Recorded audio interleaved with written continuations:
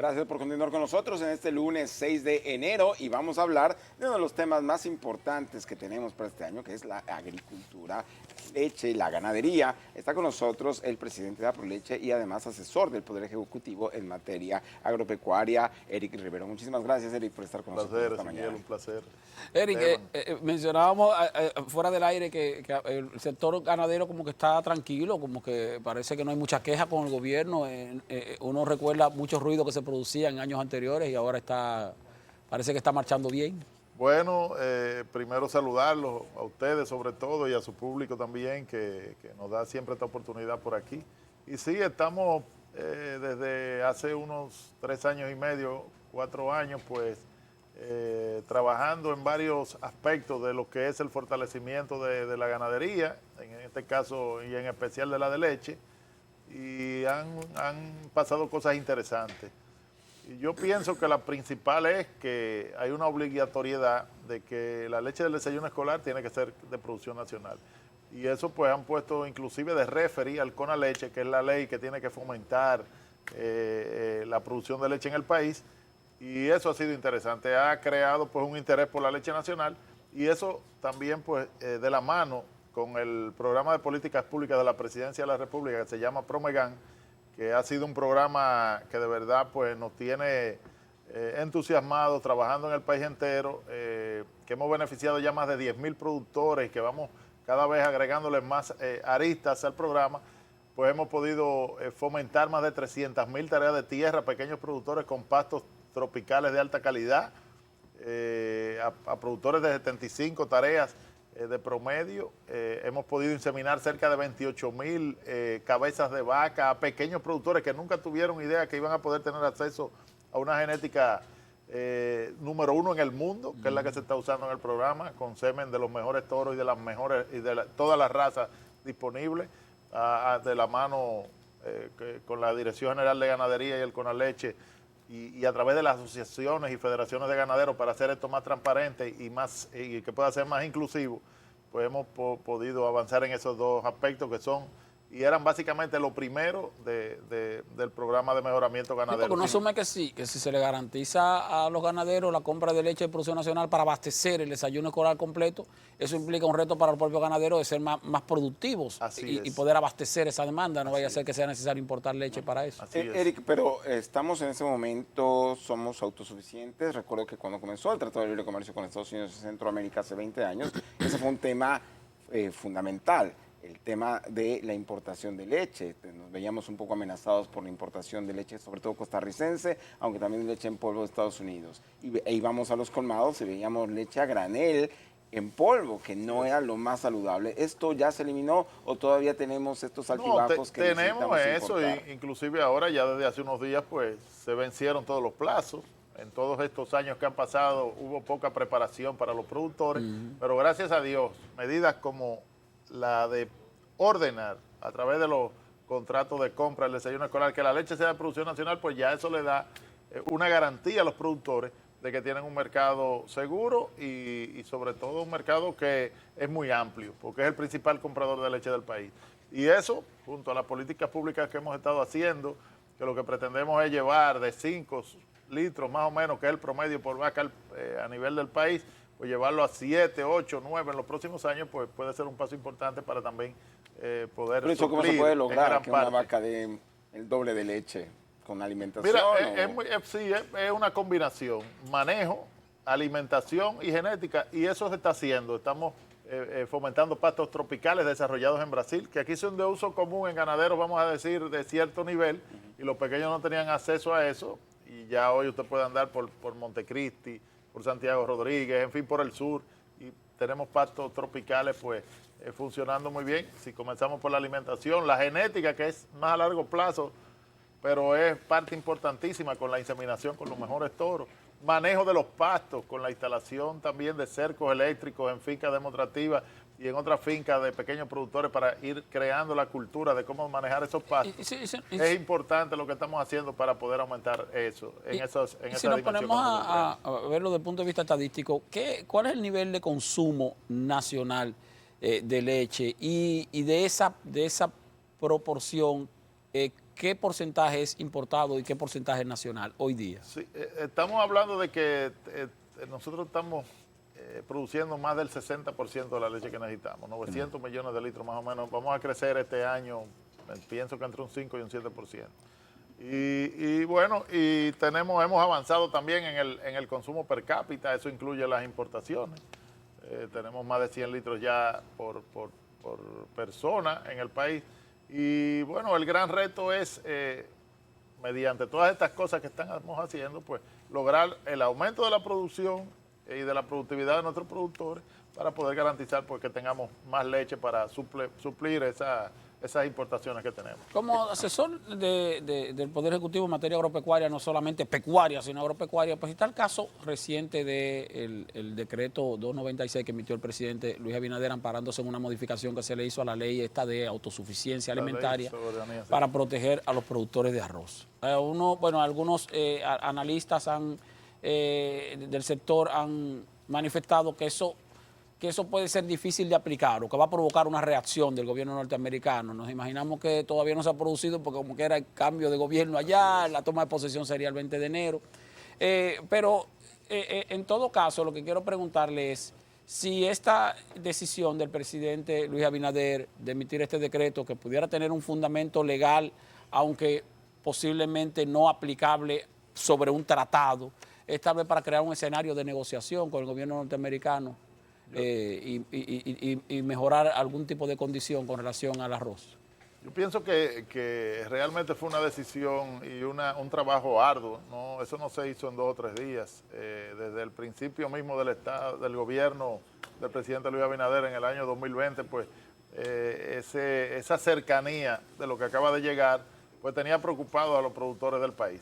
Y yo pienso que esas son acciones muy valientes y además muy bien pensadas, que lo que buscan es proteger nuestra producción y proteger una forma de vida que culturalmente no se cambia de un día para otro, porque a veces dicen, no, pero eso se puede cambiar. No, el que conoce el país sabe que el arroz y que, por ejemplo, la ganadería son unos pilares de la economía rural de nuestro país y que eso hay que preservarlo. Yo pienso que se ha hecho primero un ejercicio bien pensado en base a una ley de soberanía y seguridad alimentaria, y que pienso que nadie está por encima de la verdad, y yo pienso que los mismos acuerdos pues muchas veces cambian, y hoy el mundo no es el de hace 25 años, inclusive algunos de los que firmaron esos acuerdos hoy hablan como que había que revisarlo. O sea, el mundo ha cambiado, la geopolítica ha cambiado, el mundo está complejo, cada vez hay menos tiempos de abundancia en el mundo, más tiempos de crisis, que eso encarecen los productos importados. Y yo pienso que ha sido una decisión valiente y histórica para preservar un sector que también, y valga la redundancia, es histórico y que aporta al país, pues. Pero aún así se puede producir algún tipo de reacción. Sí, claro, que están esperando a ver qué va a pasar. El momento que si hay algún tipo de reacción, pues pienso que tenemos las herramientas para darle frente a eso. Ahora, sí, hay un aspecto, discúlpame, Ezequiel, hay un aspecto. Recientemente Andy Daguarre, el economista, publicaba unas estadísticas que dan cuenta de que en los últimos 5 o 6 años el promedio anual de importación de arroz andaba por 23.000 toneladas, vamos a decir promedio anual. Sin embargo, en 2024 específicamente la importación fue de 160.000, casi 160.000 toneladas, o sea, 6 veces más de lo que se viene importando en años anteriores.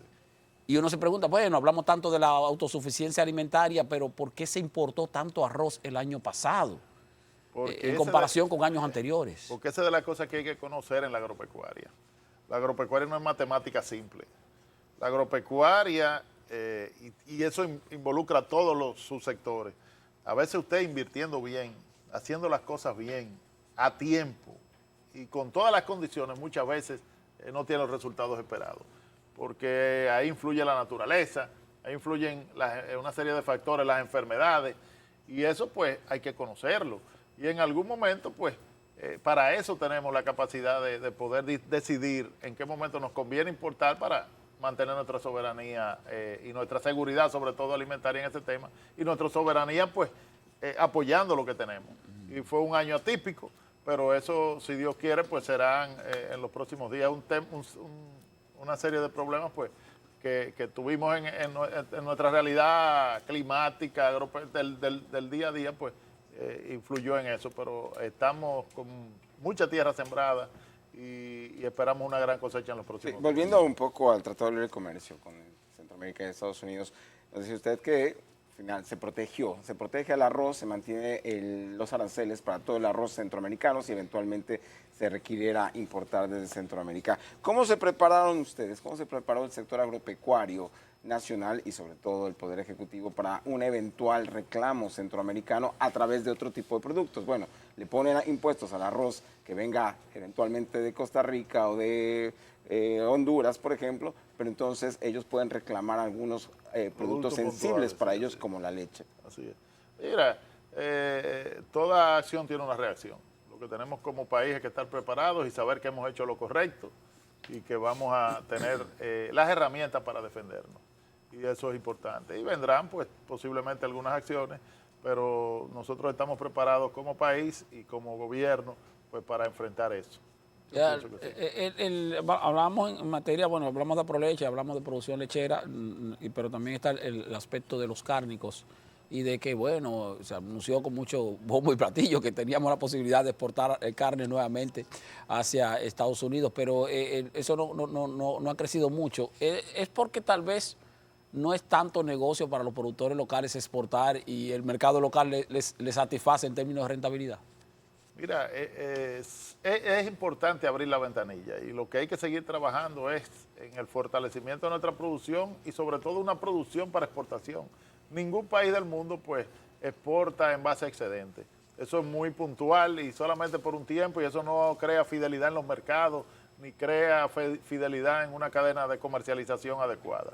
Entonces, se ha empezado, se está trabajando también con los productores a nivel de finca, que también tiene que hacer, como ya nuestros mataderos tenemos un par certificado, pues también tenemos que seguir mejorando la forma con que ellos pues exigen la calidad que necesitan y la forma como se debe transportar la carne, pero hemos avanzado, porque no solamente Estados Unidos, El Salvador y Guatemala ya están interesados en nuestras carnes y ya está la oportunidad, ya fue a El Salvador. El Salvador ya fue la primera carne dominicana, ¿no?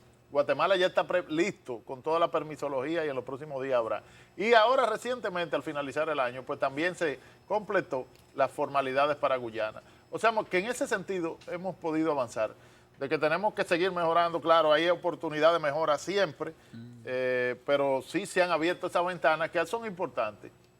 Y una novedad, en Cuba, se han comido más de 120 millones de huevos dominicanos también en los últimos meses, que también fue una novedad que surgió de una sobreproducción que teníamos aquí, pero que eso ahora lo que hay que trabajarlo para que podamos pues permanecer con ese mercado y producir para esa exportación y para ese nuevo nicho. Y yo creo que se están haciendo los esfuerzos, hay acercamiento con las autoridades cubanas, han venido varias veces, han visto lo que se hace aquí. Nuestra avicultura, ustedes saben que es una avicultura muy adelantada y bueno, es un nicho importante que tenemos ahí y hay muchos productores involucrados en eso. Después de septiembre del 2023, cuando el presidente de la República ordenó el cierre completo de la frontera y prohibió en ese momento cualquier tipo de exportación hacia Haití, hubo varios sectores que se quejaron porque obviamente Haití representa un mercado importante para sus productos. Las autoridades en ese momento dijeron que iban a buscar alternativas hacia otras regiones. ¿Cuáles fueron esas regiones y qué tipo de productos? Por ejemplo, como los huevos a Cuba, sí, pero no sé qué otros productos se están exportando a nuevos mercados. Básicamente la parte que yo manejo, Cuba ha sido con los huevos un nicho muy importante y hay otros nichos en algunas islas del Caribe con mucho menor volumen, pero sí con intensidad de muchos de nuestros productores, haciendo alianzas, por ejemplo, con la Dirección General de Ganadería, que es que tiene que darle el soporte para conseguir toda la permisología y recibir los técnicos de los países que van a ser receptores de ese producto, pues hemos avanzado mucho en ese sentido.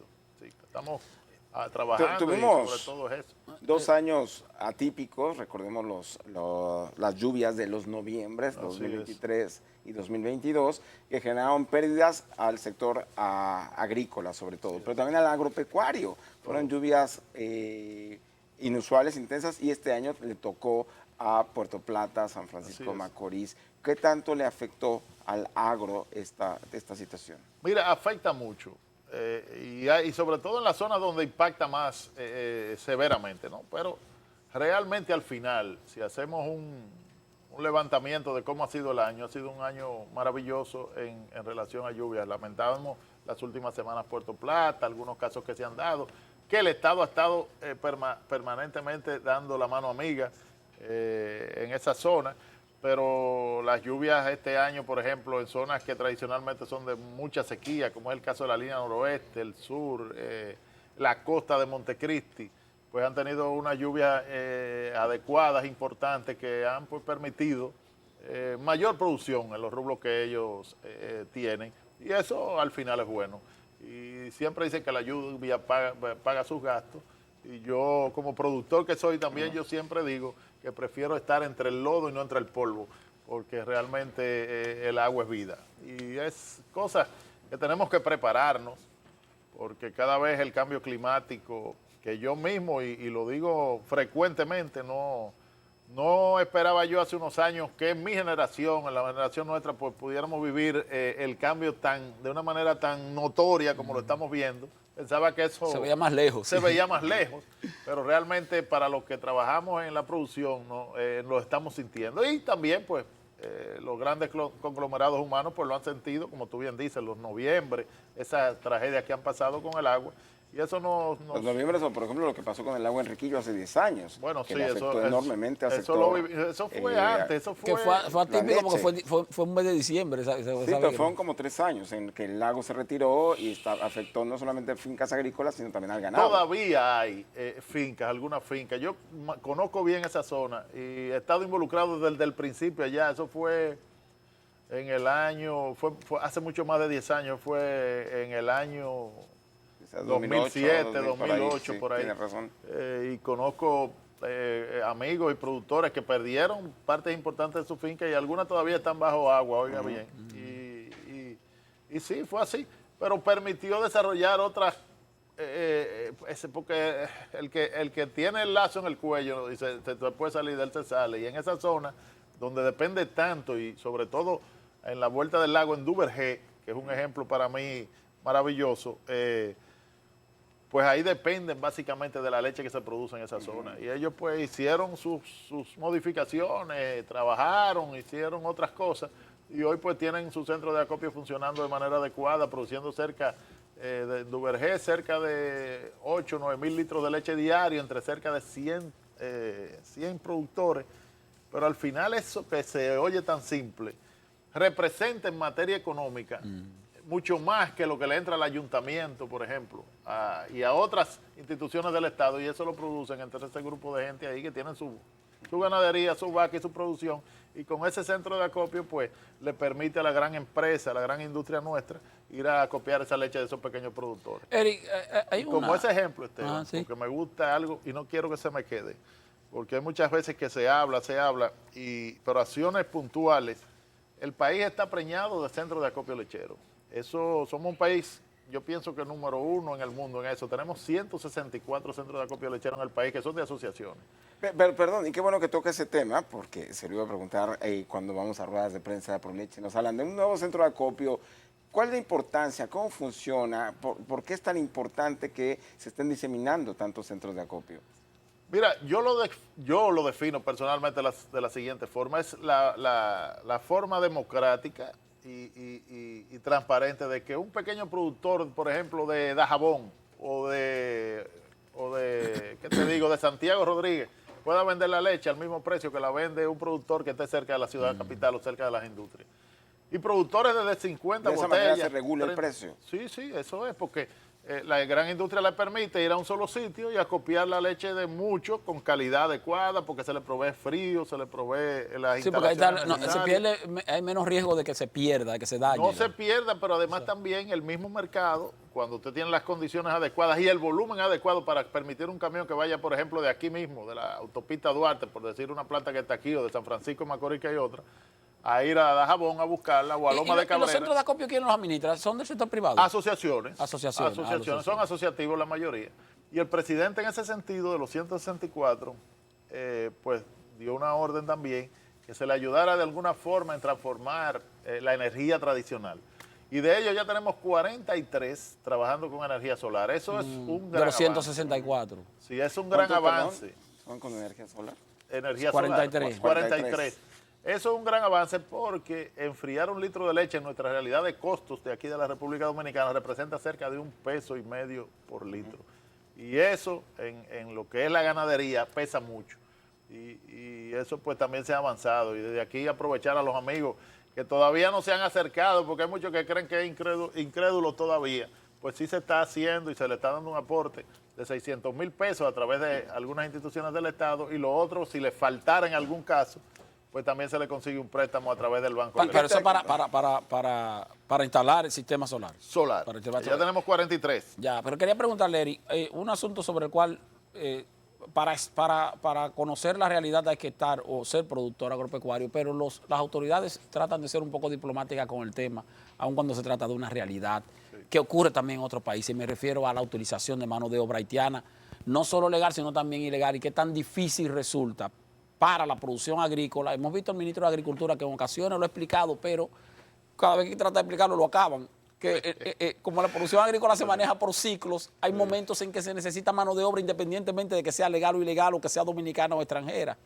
Entonces, se habla mucho de que, bueno, hay que dominicanizar la mano de obra en el campo. Pero eso es algo que no han logrado ni siquiera países desarrollados. Entonces, hablando con sinceridad, ¿qué otro tipo de planteamiento le ha hecho la asesoría de agropecuaria del Poder Ejecutivo al gobierno para manejar esto de un mal necesario que es la mano de obra extranjera en el campo? Mira, en dos vertientes. Hemos estado trabajando recientemente de la mano de la Dirección General de Migración con su director, el general Lee Ballester.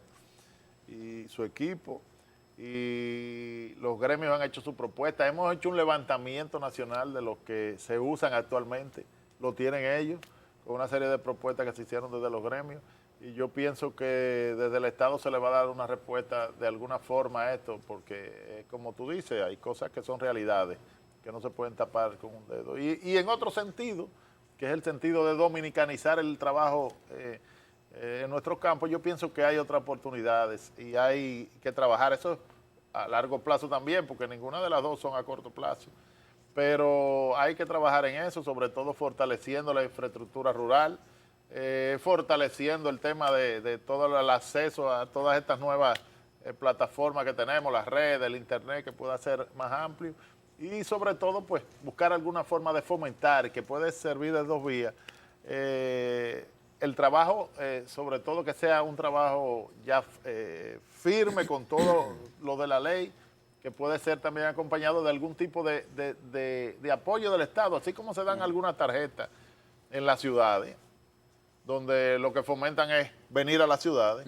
Pues yo pienso que una tarjeta de retorno al campo para trabajadores formalizados dominicanos, yo pienso que sería una buena oportunidad para ayudar a levantar ese nivel de expectativa que tiene volver al campo, que yo pienso que no es muy difícil si hay condiciones, porque al final la mayoría de los que vivimos en la capital, pues de alguna forma tenemos esa relación con el campo, porque de algún lado venimos, y ir si hay condiciones, y sobre todo con lo difícil que se han puesto estos grandes conglomerados humanos, pues yo pienso que es una oportunidad importante. Y se han hecho en otros países, hay que fomentar eso, el retorno al trabajo rural, creando condiciones, teniendo buenos sueldos, y para todo eso pues necesitamos tener una agropecuaria fuerte, y yo pienso que estamos trabajando en ese sentido. El propio ministro de Agricultura ya se ha reunido con el director de Migración y ha expuesto la necesidad de establecer cuotas de mano de obra extranjera. ¿Qué tanto ha avanzado ese tema? Y además hace 10 años, justo hace 10 años, cuando comenzó el Plan Nacional de Regularización, el sector agropecuario fue muy activo tratando de regularizar a toda su mano de obra en el campo. Y sin embargo, se les vencieron los permisos y eso quedó en el limbo. Sí, porque yo pienso que en los próximos días Migración va a tener algún tipo de propuesta, porque he estado no solamente con el sector agropecuario, he estado trabajando con los otros sectores, construcción, en fin, ellos están haciendo un trabajo importante. Han pedido pues el auxilio en base a lo que tienen los gremios, las empresas que utilizan, y pienso que en los próximos días habrá una propuesta importante que ya eso pues lo vamos a dejar a las más altas instancias cuando esté, pero pienso que sí y se ha estado trabajando de manera intensa en eso. Porque lo que tiene la situación es, porque cuando uno habla de sectores donde la producción no es permanente en el año, claro, es prácticamente imposible tener empleados fijos permanentemente. Cuando le hablan a los agricultores de que, bueno, mira, que todos tus empleados tú tienes que tenerlos registrados, pero bueno, yo no tengo esos empleados todo el año. Días, ¿no? Hay una parte que fluctúa, Sí. pero que yo pienso que aquí está hasta el know-how de eso, porque hace muchos años ya con la industria azucarera se hacía así. Habían empleados que venían por un tiempo definido y se iban y venían y se llevaban. Eso, No, pero también se crearon los batalles. Claro, sí. Exactamente. Bueno, pero batalles se crearon, pero una parte importante iba y venía. Iba y venía. Sí, iba y venía. Pero los batalles eran prácticamente para hospedaje, sí, exacto, la industria azucarera. Eric, ¿y qué tan tecnificada o qué tanto se está tecnificando las fincas ganaderas? Porque nos hablan de que vamos a dominicanizar, es un proyecto del presidente de la República, y cuando vemos de pronto ordeñando a mano, donde no hay aspiradoras para ordeñar a las vacas de manera masiva, entonces uno se pregunta, bueno, ¿cuándo se va a lograr? Pues mira, ¿Cuánto se está invirtiendo? Me gusta eso porque inclusive hace 8 o 10 días ya llegaron las primeras de 300 máquinas de ordeño que son, vamos a decir, portátiles para pequeños productores que pueden ordeñar hasta 25 vacas en poco tiempo y con una sola persona, sin mucho esfuerzo físico, vamos a decir. ¿Y qué se ha hecho para eso? Pues se ha dispuesto, el presidente ha dispuesto, que no se regalen, porque esos productos de acero inoxidable y cosas, si tú no le tienes un valor, pues tal si vez no te duele, no sí, sé. sí. Entonces, lo que se ha hecho es darle un subsidio, vamos a decir, a través del plan del Promegan, pues un producto que esa misma maquinita aquí en el mercado local, aquí vale 150,000 pesos, donde quiera que tú la busques, pues a los productores está llegando a 50,000, con un esfuerzo de una importación directa de fábrica del país de origen, que ahí ya pues el costo baja mucho y un aporte del Estado hasta poderla poner a 50,000 pesos. Y ya hay un interés importantísimo y en los próximos días va a llegar el primer furgón completo. Ahora lo que llegaron fueron una... Pero 30 es poquito. Si 30 es para empezar. 300. 300. Sí, no, vamos a seguir. Lo que pasa es que son planes que uno lo va desarrollando y en esta complejidad del Estado de comprar y cosas, todo esto lleva a un aprendizaje. Sí. Y sobre todo para hacer las cosas de manera como hay que hacerlas, pues... pero vamos a seguir y ya tenemos 300 y 300 es un buen número para dar inicio, que además eso va a ir acompañado, no se le va a dar la máquina a la gente, va acompañado de extensión, de educación. A todo el que lleve una máquina va a tener que participar en un curso con gente que sabe de eso, cómo se higieniza, cómo se usa, para que pues ese esfuerzo pueda servir para evitar la resistencia para también, evitar la resistencia también, la enfermedad o cualquier cosa que pueda causar su no buen uso. Eric, la fiebre porcina, todavía República Dominicana no ha sido declarada libre de fiebre porcina. No. ¿O sí? Ya totalmente. No está libre, no ha sido declarada, ya eso es un tema que hay mucho que hacer en ese sentido. Hay que seguir trabajando, ¿qué te digo? Eso es un tema que se ha manejado a través de un organismo que se llama el Comando de Incidencia, y realmente hay mucho por hacer con la PPA, o sea, eso todavía está presente. Gracias a Dios, las granjas importantes de nuestro país que pudieron pasar esos primeros tiempos, pues han creado una estructura sanitaria para prevenir la entrada de ese virus y ha sido exitoso en el sentido de las granjas grandes. Hay que seguir trabajando en las granjas de traspatio, que ahí es que está el gran problema, en el control de nuestras carreteras, porque eso está latente y un virus es un virus, eso camina. Ya ustedes se acuerdan del COVID, cómo llegó de China aquí. Pero de hecho apenas hace 4 años que hubo que matar a muchos cerdos. Sí, claro, y entonces eso pues está ahí, se está trabajando, hay controles, pero hay que seguir fortaleciendo y sobre todo la inversión y sobre todo yo lo que veo y pienso es ver cuál es el camino que queremos con nuestra porcicultura. Para terminar eso hay que hacer un gran esfuerzo. Y hay que tomar medidas importantes. Y yo pienso que eso está en carpeta, de ver cómo vamos a decidir qué queremos con eso, si tenemos que empezar de cero, si tenemos que ver qué hacemos con nuestros controles de carretera para tener más control, nuestros cerdos de traspatio, que Y ahí es que está el gran O el reto. suministro de medicamentos y fabricación de medicamentos, porque lo quiero mezclar con una cenicienta tan interesante e importante que tiene la República Dominicana o el Ministerio de Agricultura, pero que finalmente aparenta estar como un tanto descuidada, que es el Laboratorio Veterinario Central. ¿Qué aporte o qué función ha desempeñado el Laboratorio Veterinario Central en procura de crear mecanismos de investigación científica para erradicar esta enfermedad aquí? El Laboratorio Veterinario Central, a la llegada en el 2020 de este gobierno, eso estaba prácticamente cerrado.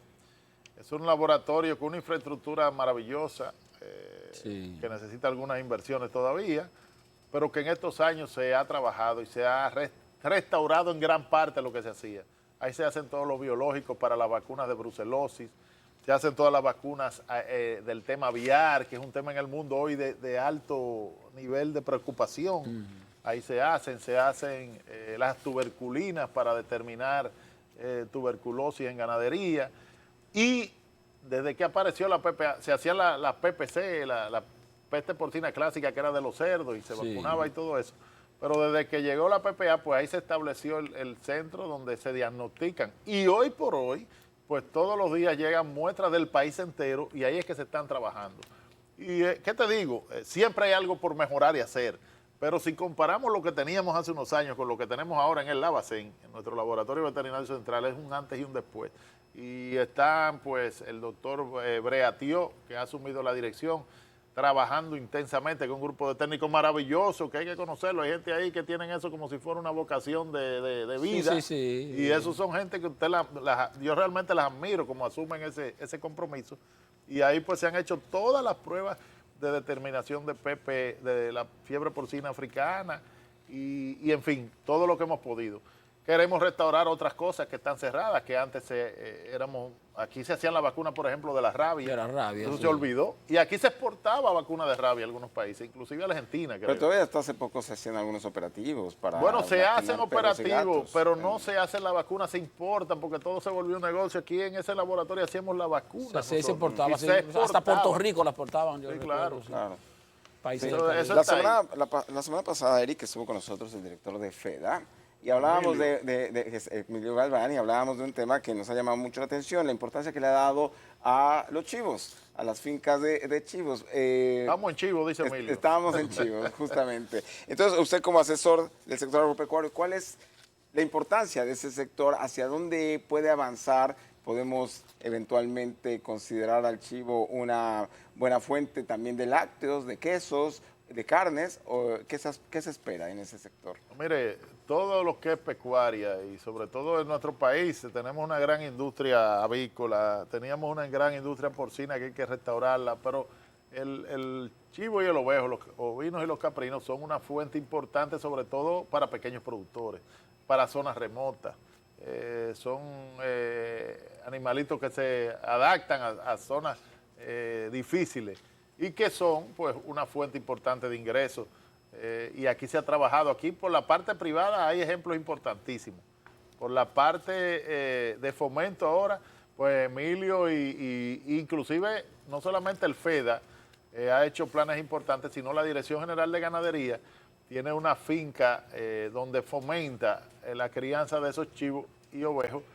Y en la zona fronteriza hay un programa que se llama Programa 19, que se va y se les entrega padrotes, se hacen acuerdos con los productores, con asociaciones. Nosotros hemos tenido casos importantes, no solamente en la frontera, aquí cerca de Atomayor, ahí pues grupos de mujeres de un pequeño campo que es cerca entre Atomayor y San Pedro, pues las agrupamos, le llevamos las primeras hembras y ellas se comprometen a las primeras hembras que le nazcan, pues seguir diseminándola entre las otras mujeres de los campos cercanos para masificar esa crianza. Y se está haciendo esfuerzos importantes. Yo pienso que hay que seguir y que se ha avanzado mucho. Sobre todo se ha importantizado una crianza que básicamente era como olvidada o como que era como un capricho o un gusto.